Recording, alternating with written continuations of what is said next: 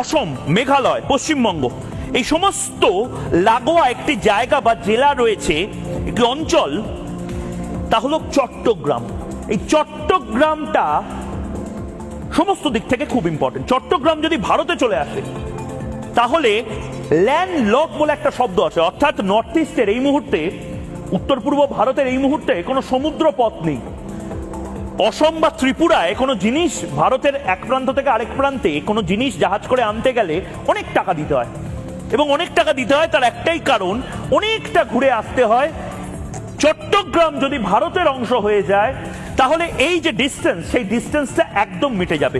এবং তার পাশাপাশি চট্টগ্রাম কিন্তু অত্যন্ত সেন্সিটিভ একটা জায়গা। চট্টগ্রামের পাশাপাশি কক্সবাজার, চট্টগ্রাম, এই পুরো জায়গাটা যদি ভারতের অংশ হয়ে যায় তাহলে বে অফ বেঙ্গল অর্থাৎ বঙ্গোপসাগরে ভারতের যে ডমিনেন্স, সেই ডমিনেন্স যে পরিমাণ হয়ে যাবে, আমেরিকা ধারে কাছে এগোতে পারবে না। সেন্ট মার্টিন নিক, সেন্ট হেনরি নিক, অমুক নিক, তমুক নিক, চট্টগ্রামের আশপাশটা যদি স্বাধীন রাষ্ট্র হয়ে যায় বা ভারতের অংশ হয়ে যায় তাহলে কিন্তু বাংলাদেশের জন্য শুধু নয়, গোটা পৃথিবীর যারা বে অফ বেঙ্গল বা বঙ্গোপসাগরকে দখল করার চেষ্টা করছেন তাদের জন্য ভয়ঙ্কর চিন্তার কারণ হবে। এবং এটাই আমি বারবার বলছি, এই চট্টগ্রাম 1947 সালে সন্তু যেরকম বলল, 47 সালে কিন্তু সবচেয়ে বেশি হিন্দু এবং বৌদ্ধ পপুলেশন ছিল, এবং এই হিন্দু বৌদ্ধ পপুলেশনকে ইচ্ছাকৃতভাবে মেরে কেটে ভাগিয়ে দিয়ে এই এলাকাটিকেও মুসলিম প্রধান একটি অঞ্চলে পরিণত করার চেষ্টা হয়েছিল। কারণ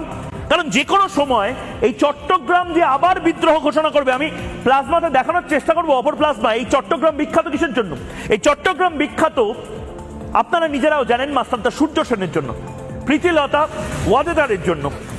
মাস্টারদা সূর্য সেন এই মুহূর্তে যে ছবি আমরা দেখাচ্ছি, একদিকে মাস্টারদা সূর্য সেন, অন্যদিকে প্রীতিলতা ওয়াদেদার।